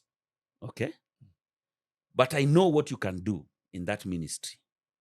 And I know what you can't do. So under you, I get a professional as a PS to run the affairs. But you, as my minister. Waluya wako sorted. That's it. It's numbers. It's numbers. Politics is about numbers. People sit watching TV, waiting for numbers to roll. Numbers rolling. And it's numbers that determine. If you can't get me numbers, you can't help me. Whether you are the best or the best or the best. Politics is about numbers. Will the broad-based government, will it hold water till 2027? Because that's the biggest worry. It should not be a worry. Politics has not started. Campaigns have not started. What is happening right now? Okay, yeah, ameanza. And even this broad-based fight is also politics. Politics is taking shape. A day in politics is very long. Very long. A day in politics is very long. Let me tell you how long it is. Former deputy president is the head of opposition. Okay? And the former running mate, almost running mate, of the former opposition leader, okay, who is Mr. Kalonzo Musyoka, is now working with the former deputy president. And within 2 years. And the president is now working with the person he competed with. The former deputy, the former running mate, the former opposition leader is now a third arm. The third arm in this government. But things change very fast. Who would have thought that Raila and Ruto would sit on the same car addressing people? Who would have thought that Kalonzo and Gachagua would be in the same camp?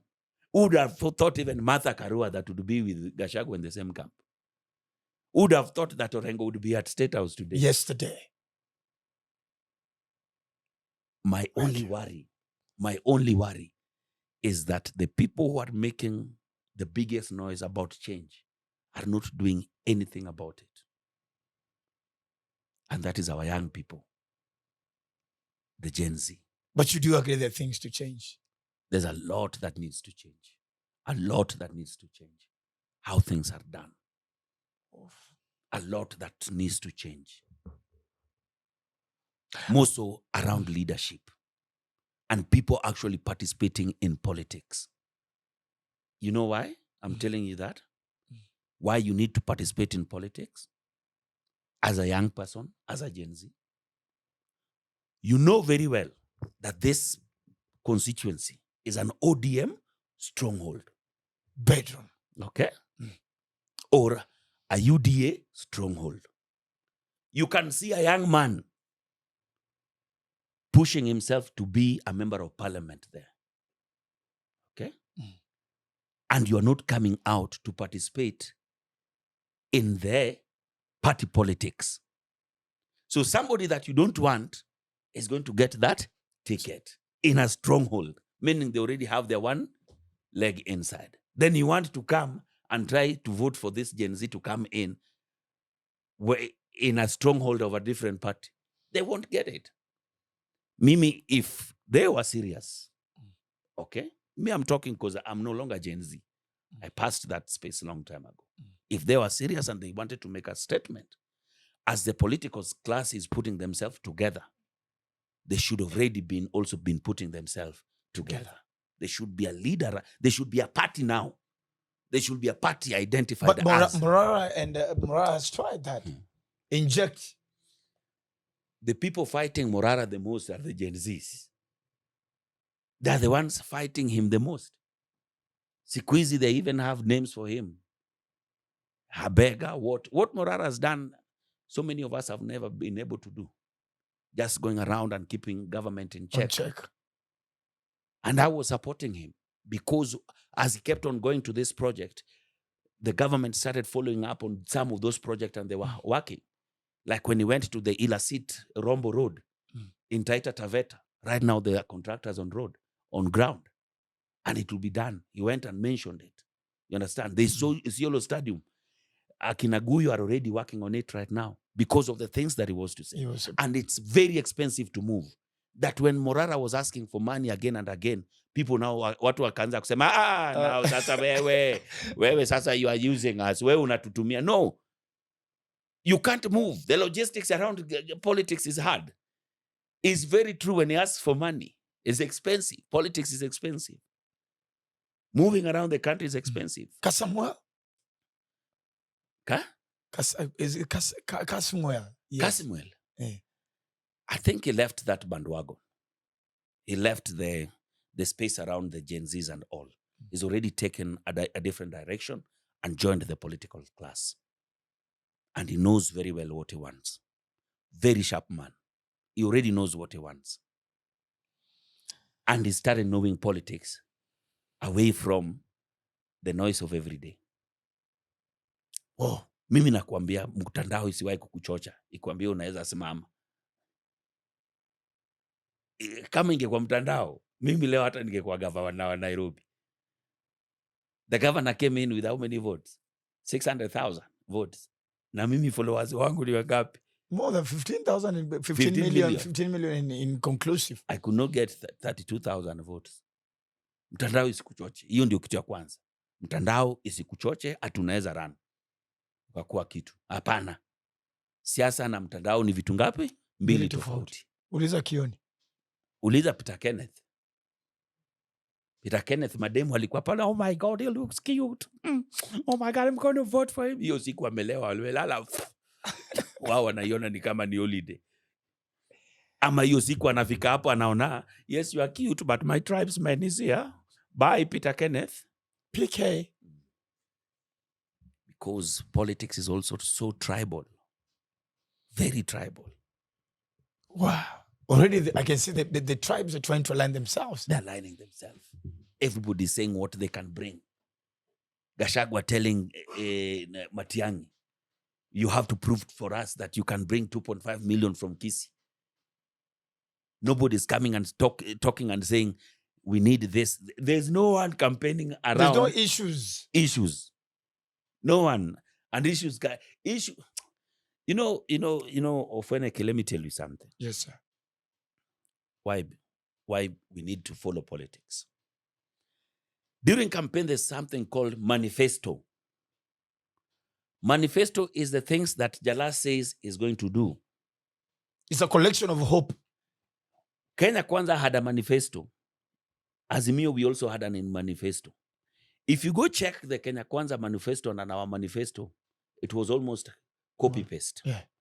And all these things that are happening now were in the manifesto. Both of them. So sometimes Ruto can even just open the manifesto and say that, you guys, in the manifesto I said I'll do this. And you voted me. Why is there a problem doing the things that I told you that I'll do? And this is why you voted, because I promised you this. So people do not even read manifestos. And politics is also very risky. Very risky. You can die anytime. Has your life ever been threatened? I don't have problems with people. Me, have you ever seen me as a politician? See me No, kwa even until Jalasi. now, even I still struggle. But mimi hata Sanitize. I've not even changed, my friends. I've not changed, my friends. I live in the same place I used to live. I drive the same car I used to drive. Mi sina hizi pressure mingi jo. Kuna watu wako na pressure bro. Hapa tungekuwa interview. Security amesimama huku, mwingine amesimama huku, mwingine anataka kuruka kama but you've literally come on your own driving. Yeah. So na kama kukuona na kuja kuona security mgani ndio nini ifanyiki. Don't create enemies, but politics gives you enemies. They immediately get elected like this enemy. So let's say when I was competing with Korir, for example, as much Korir was my friend from the word go. 30,000 people wanted Korir to be member of parliament. Okay? And did not want me. Meaning the day I won, I added 30,000 enemies. That now when I'm working, I have to woo and tell them that, you wanted Korir, but I'm even a better person. Mimi ndio niko. So like Jacom now, like Raila Amolo Odinga, has more than 7 million people who did not want him, who still feel that Ruto should have been the president. Those are 7 million enemies. I hear you want to run some other day. So just remember the person you will compete and you will beat. I know you will beat them. Thank you, sir. Everybody will vote for them will be your enemy. That's so emotions aside, it's so risky. Politics is very risky. Very risky affair. You and Baba are good.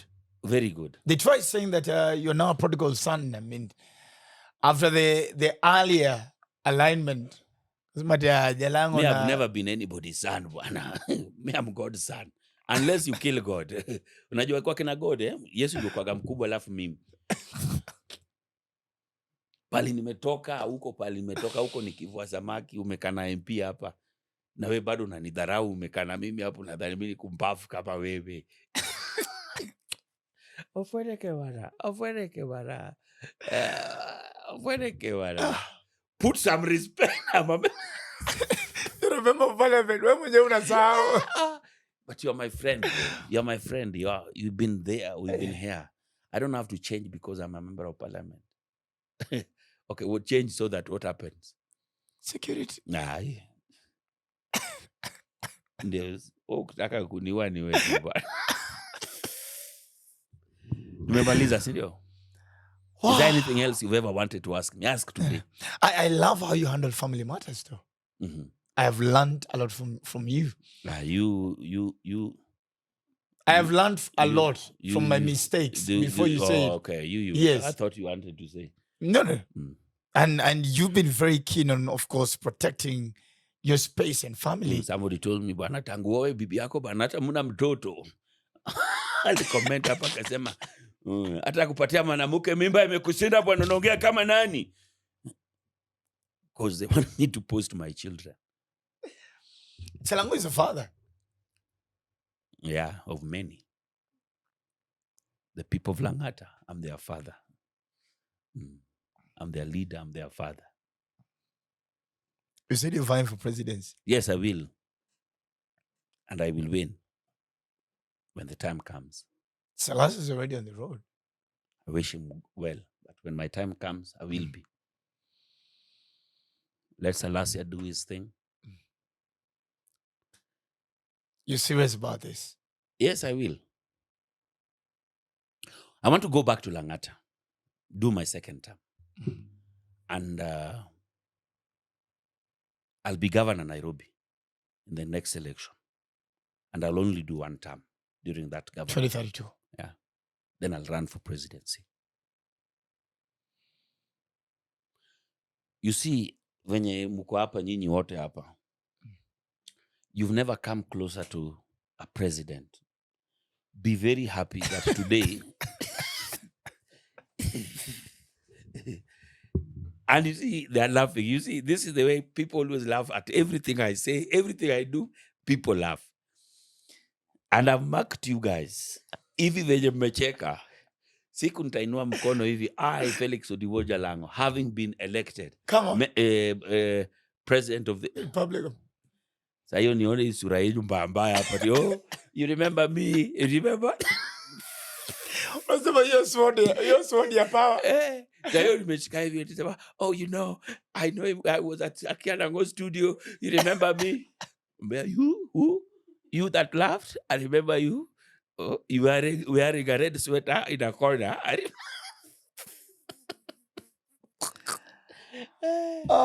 By that time sasa security imeongezeka.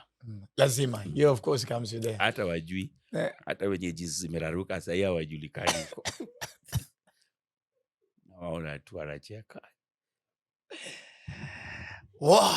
Yes, I will run on a serious note because I believe that there's a leadership space that is coming in and new leaders are coming in, are emerging. The babus of today, okay? The last of today, the Salasias of today. A time is going to come that we are the people who will run this country. The next generation of leadership is for life because our leaders have shown us, they've guided us. There are places they've failed, what they have achieved, but there's time now. New emerging leaders are coming in. What have you ever wanted to ask? Just ask. We are done. For today, that's good enough, sir. What? I'm pretty sure your Wi-Fi has not gone to waste. Your data bundles are not going to waste. Ladies and gentlemen, from the man himself, Langata 1, ladies and gentlemen, Felix Kode Jalang'o, live on Lessons at 30 with Dr. Ofweneke. Today was matters about resilience, appreciating and celebrating your time, where you are at that specific time.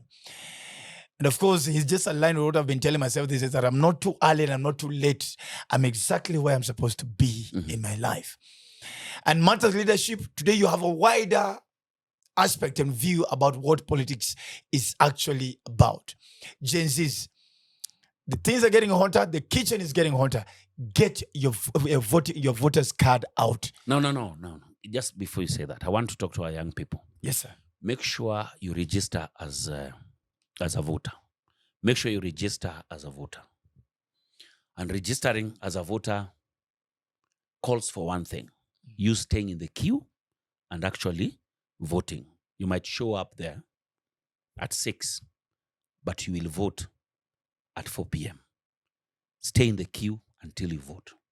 Make the right decisions. Why we have voter apathy and why people don't vote? Number one, botched party politics, where somebody believes their person deserved that party ticket and they've been rigged out. So they don't vote in the general election. Make sure you vote. Number two, giniwase cow mentality or hii kitu tumeshachukua. Hii yetu. Carpet ishatolewa. Hii tushachukua. So I don't have to vote. Other people have voted for me. No. Be there, stay in the queue, make sure you vote. Every single vote counts. Okay? Number 3, vote so what?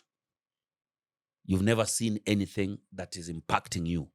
If you've seen a leader who actually works, who actually can show a track record, vote for them, give them a chance to work for you. Number 4, it is your right to vote. Okay? Constitution. This show is called what? Lessons at 30. Lessons at 30. So if you've watched this show all the way to the end, allow me to close it. Yes, sir. And give lessons from what I've learned. Yes, sir. Number 1, there's no glory in poverty. There's no glory in poverty. Look for any way possible. Any way possible to run away from poverty. There's no dignity in poverty. I've seen it. There's no dignity in poverty. Whatever you're doing, try and do it so that you get off the block. Be the person that changes the narrative around your family. There's no dignity. My biggest motivation is poverty. Anytime I think about where I come from, where we've come from to where, There's a line in the movie, The Wall Street. The Wolf of Wall Street. I've been poor, I've been rich, I choose richness every day. Don't even think about being poor. Get it out of your equation. Try so much that whatever you do, in production, in what, make sure that you can be able to afford the basic needs and make money. Money gives you freedom. Look for it whichever way possible. And I also have lessons on how not to make money. Don't leave your mother's house, okay? If you want to be poor, don't leave your mother's house. Buy a very big mattress and have a duvet, okay? And sleep. Sleep. Just sleep. Just don't do anything. That's lesson number 1. Lesson number 2, where you are at that time is where you need to be. Push for the next level, but where you are at that time, that is where you need to be. As you push for the next, don't jump the process. It's a process. Life is a process. Okay? Then, life is too short. When you are alive, at least live. Live. Enjoy. Ukipata kuku, kula. Pata kitu ya kukunywa. Kupata mtu waku. You get what I mean? Enjoy life. Life is too short. Do you know politics makes your heart where your heart used to be? There's a song that says, I'm so cold. I have a nice box where my heart used to be. Yeah. You know why? You see death every day until you become immune to death. Bro, every single day. Umeenda imatanga, umeenda. Unajua kwa nini wanasiasa wanapiga siasa kwa matanga? To them is almost another chance to meet a crowd. They don't see it as death. It is a chance ya kukutana na watu tena. Ndio usikia hapo unashangaa. How can these people even wapige politics? Bro, nilikuwa kwa matanga jana. Juzi, kesho, mtu amededi, watu wamechomeka, watu umeona death paka wewe ukishika mic unaona tu twende sasa. Mkufiria. Mkufi mwa. And it's the same script. This is how politicians speak when they go to a funeral. Kwa kanisa tunawashukuru sana kwa kutupatia nafasi na kukua na sisi katika hii misa. Kwa familia, poleni sana. Kwa mama mjane, familia na watoto, poleni sana. Sisi kama serikali, things have gone from uchungu all the way. Na tunaambia nani? Inaenda huko. This has been Lessons at 30 with Dr. Ofweneke. Thank you so much. I've been hosted here. I've had a good time. Just talking to you. Lessons at 30 with Dr. Ofweneke live on Dr. Ofweneke TV. Asanteni sana for staying here the whole goddamn time. And of course, just sucking out the wisdom nuggets that have been flowing from my big brother, and of course, Langata One, Honorable Felix Kote, of course, aka Jalang'o, live on the show. What else can I say? Apart from still insisting, you've been told, run away from poverty. Poverty is not interesting. Mimi nimeiona Mathare, nimeiona Huruma, Dandora, Kibera, Ushago. Poverty is not interesting. And some of the ways of getting away from poverty is investments. And the only way we can do that, of course, is make sure at least you own a piece of land.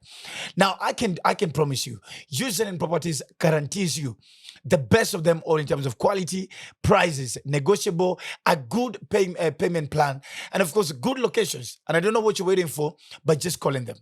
And those also watching from, and of course, UK, get prepared. I will be landing in the UK to MC Kenyans and friends at the park in July. So Kenyans, when they come to the UK, I'll still be making sure that, of course, you are joining the LEM5 family, which is the most trustworthy, safest way of sending money from Europe, US, UK, all over across Africa, back at home into Kenya. Ladies and gentlemen, that has been our guest lecturer for the class today, Jalang'o himself. Guys, I know you need to go and do other things. Thank you so much. May God bless you so much. I speak grace and favor upon your lives. Lessons at 30 with Dr. Ofweneke. See you in the next one.